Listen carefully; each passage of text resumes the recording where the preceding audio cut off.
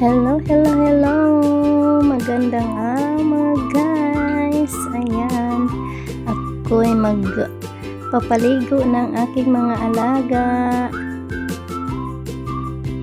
Andito ako ngayon sa aming farm backyard para magpaligo sa aming mga baboy. Yan, kasi medyo tanghali na, kailangan ng paliguan at mainit ang panahon. Naiinitan na sila. Kailangan nila ng presko. Maging presko ang kanilang pakiramdam.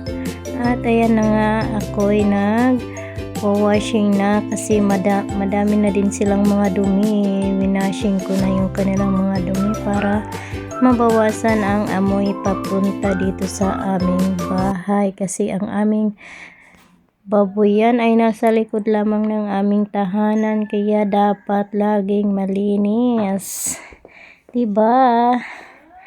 At ayan na nga, malapit na po silang matapos paliguan para makalipat na ako sa iba, sa mas maliliit.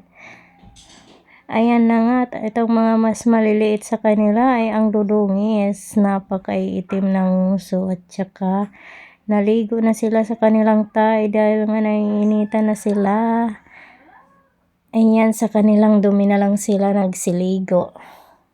At ngayon ay akin silang babanlawan para maging malinis at maging presko ang kanilang pakiramdam. At ito nga isang kulit-kulit, sige, ano-ano sa hose ng tubig, lagi niyang sinasalag kasi naiinitan siya.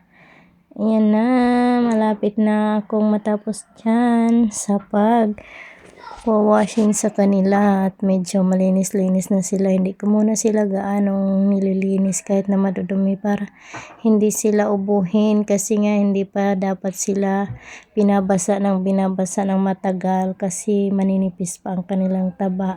Ang tendency po kasi nagkakasakit sila at nagkakaroon ng ubo na kapag napabayaan nagiging pneumonia.